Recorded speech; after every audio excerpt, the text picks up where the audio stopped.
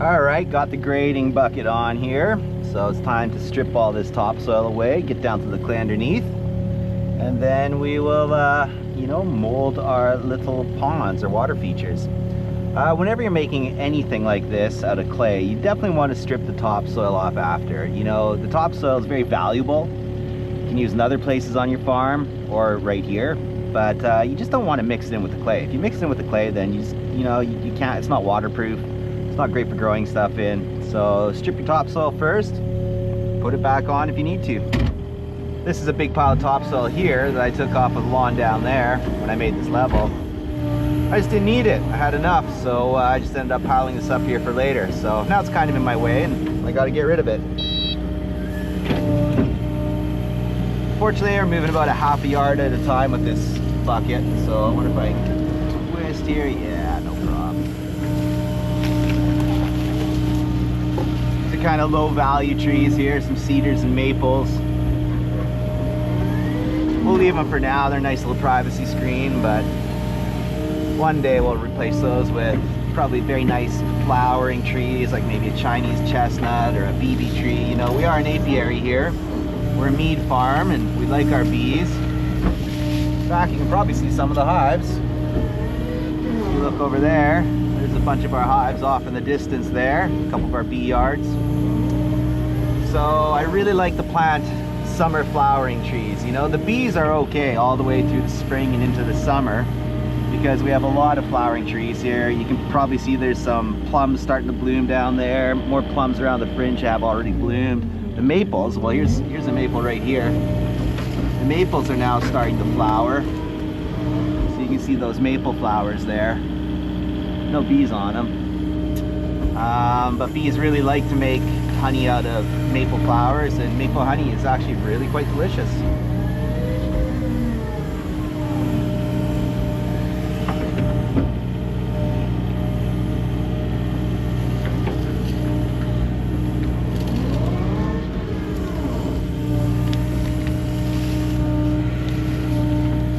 Always use topsoil.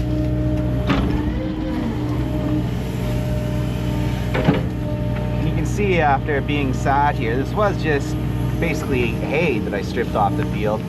But you can see after being sat here for about 6 months over winter, it's decomposed pretty well and composted pretty well into just really, really beautiful loam.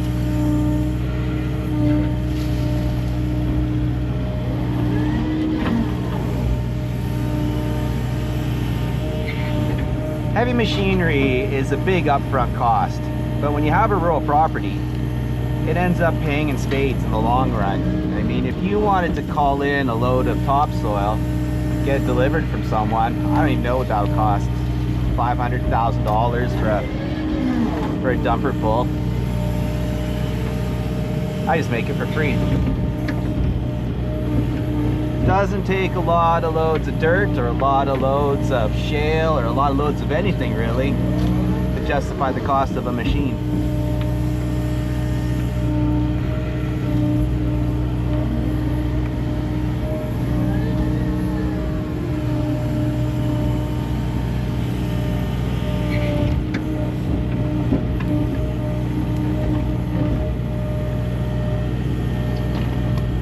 Whenever you're excavating, you're always pulling back at yourself. So you kind of want to start as far forward, I guess you could say, as you need to go. And then keep going back in reverse. So I just need to go down here just a little more. So I can reach what I need to reach, which is all of this stuff right here. Oh, big rock. That's okay. We'll use that for something somewhere. Where's that rock? There it is.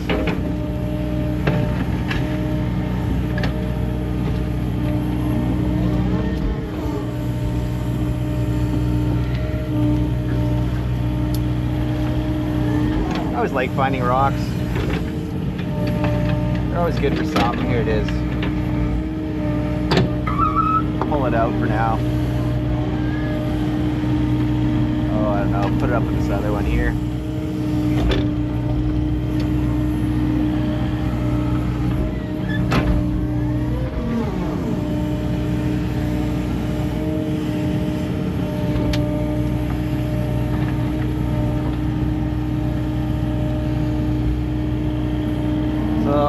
at how I'm dragging that soil off the clay there.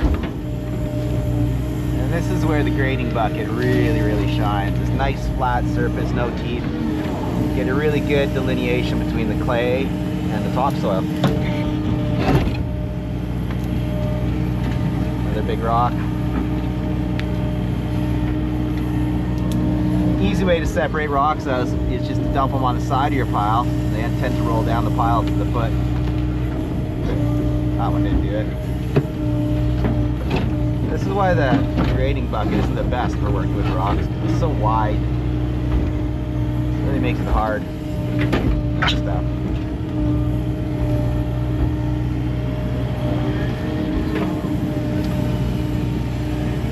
So I just want to clean up the lip of this pond.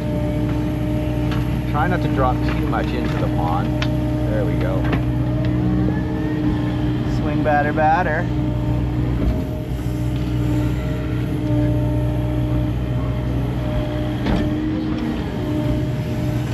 I'll need to come down here with my actual grading bucket, which is a wrist bucket. It's about half the width of this one. And it's on a swivel mechanism, so it swings back and forth, so I can really grade things well.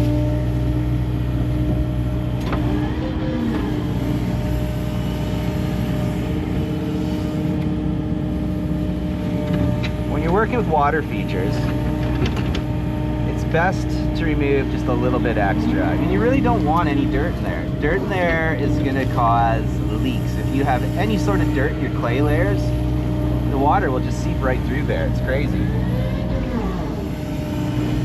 So take a little bit more than you think you need. And make sure your clay level is nice and clean.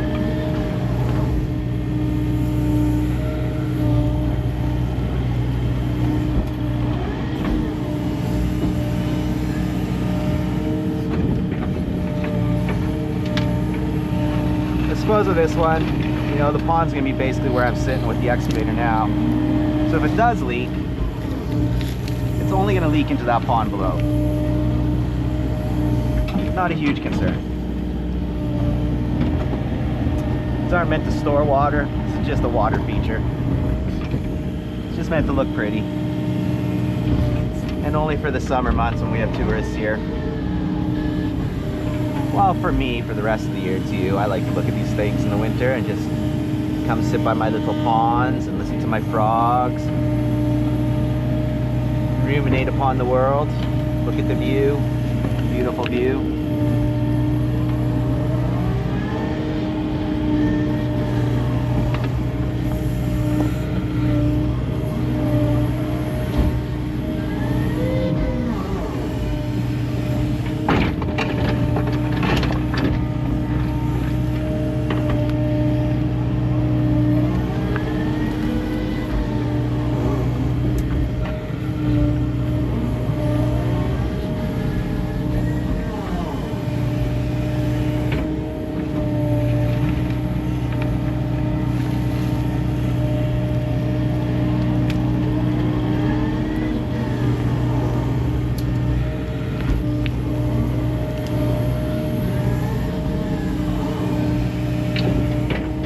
So happy I'm getting to this. I don't know why, but this part of my property has always bothered me. I walk by it so much. I always look at this wasted area. Just lumps of grass and rocks and twigs like right here. What's that? That's good for nothing. So we will turn this into a beautiful water feature.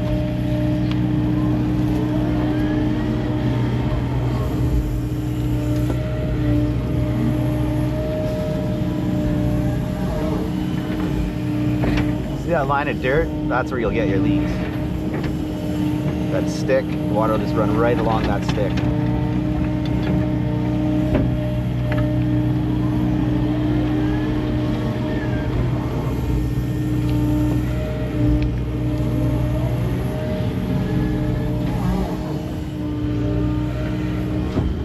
And so it was really wet here, so let's just go down a bit and see what we got.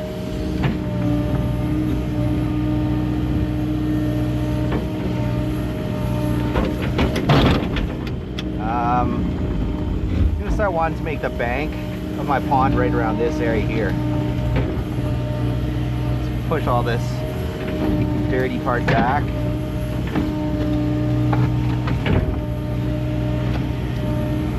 So what I'll do is, as I dig the clay out of here, for where the water feature is going to be, I'll start making the bank of it right behind there.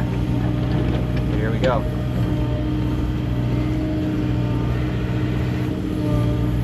And the idea is that this will be a little water feature cascading down into the other one. And there'll be a little walkway that's going to go around and then in between the two.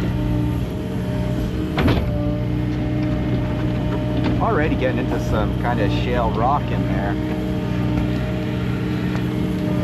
See, like right here, right at the shadow line, there's a little rock that I cut in half. Alright, just gonna reposition.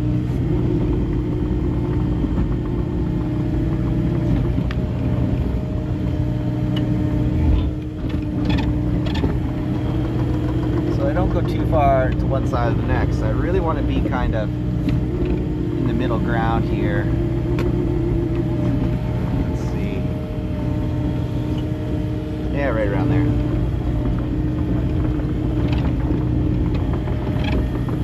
I mean, it doesn't take a lot to do this stuff, right?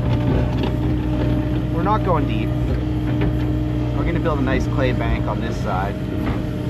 So here's our clay bank. So, you know, I'm just going to kind of molest it. Kind of pound it, smash it. Just really disturb that clay so it lays down flat on top of itself.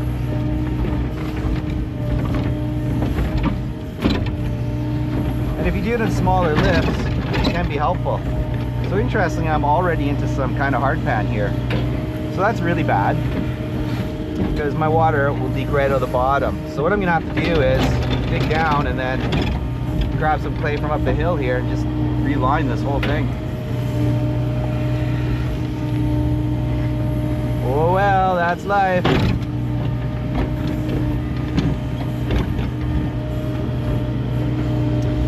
In the end, it'll be lovely.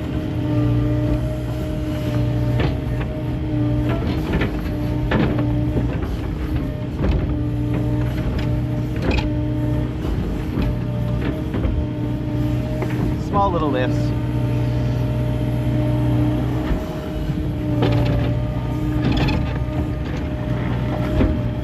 The other thing that's going to happen is we're going to get a lot of silting as the water starts flowing when it rains again next. A lot of clay fines, which is fine little specks of clay that are immersed in the water. And those clay fines, they like to go into the little nooks and crannies and cracks in your pond and plug it up.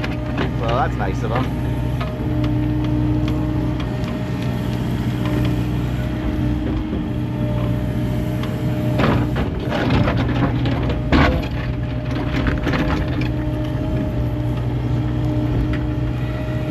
So I kind of want this to be centered with that other pond there. It looks pretty good. Looks pretty good so far.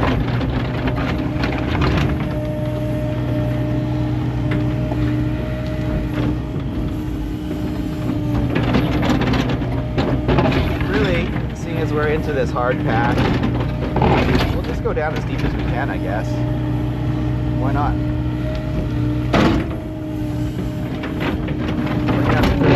We're gonna have to throw clay back into this hole in here.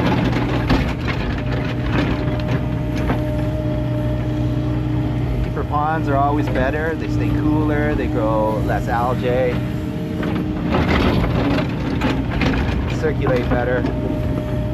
Okay, looking good. So let's just molest this a bit.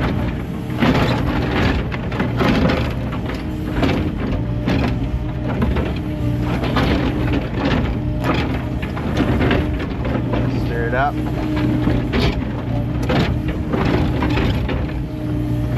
Get that clay nice and loose. Separated from the rocks. Just kind of press it back in. That's really the best thing you can do to waterproof. Stir it up, stir it up, stir it up.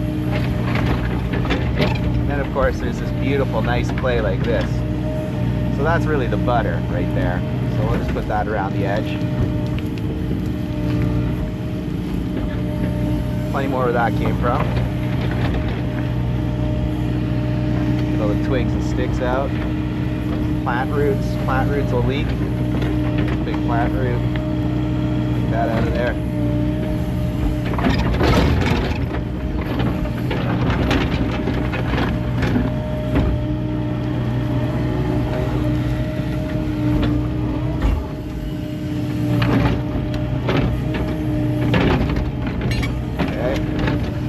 So all of this stuff on the top here is the butter. You can see it just peeling off. We'll throw that all back inside now.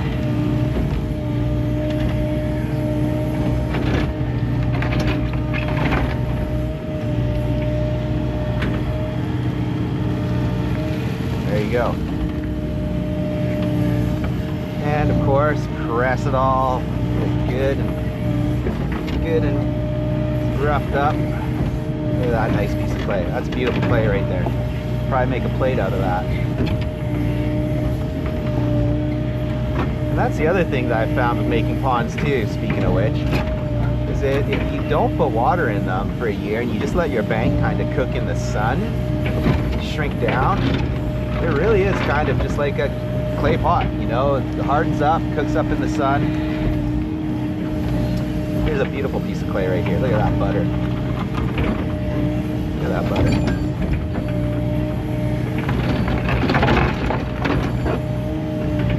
I'm gonna try to avoid going down into this hole. Sometimes you have to, but I don't believe this is one of those times. Okay, look at that. So that is just like wicked blue clay.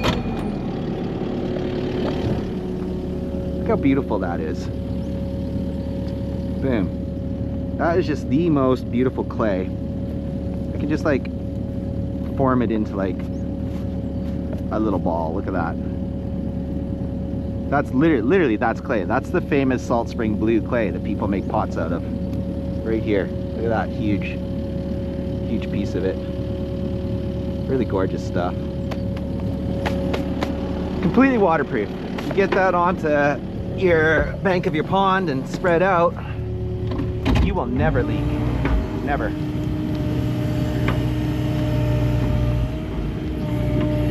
There's a big piece right there, two big pieces. Smash them in there. That's what we're looking for. Now let's go check out our hole.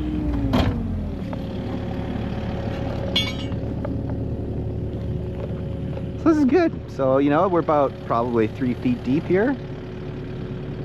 2.5 to 3 feet deep. It's about as deep as I want it. You know, anyone falls in, they can just stand back up, get out. Is a water feature after all. Here's more of this beautiful clay. Look at that stuff. That's so gorgeous. All right, well, time to finish the edges. Looks like I'm gonna have to delete those trees because they're exactly where I want my walkway to go. No biggie.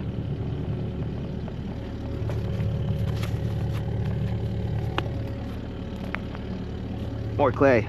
Throw the clay in the bottom.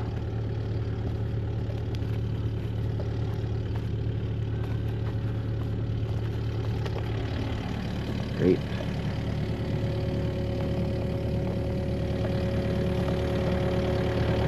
Good.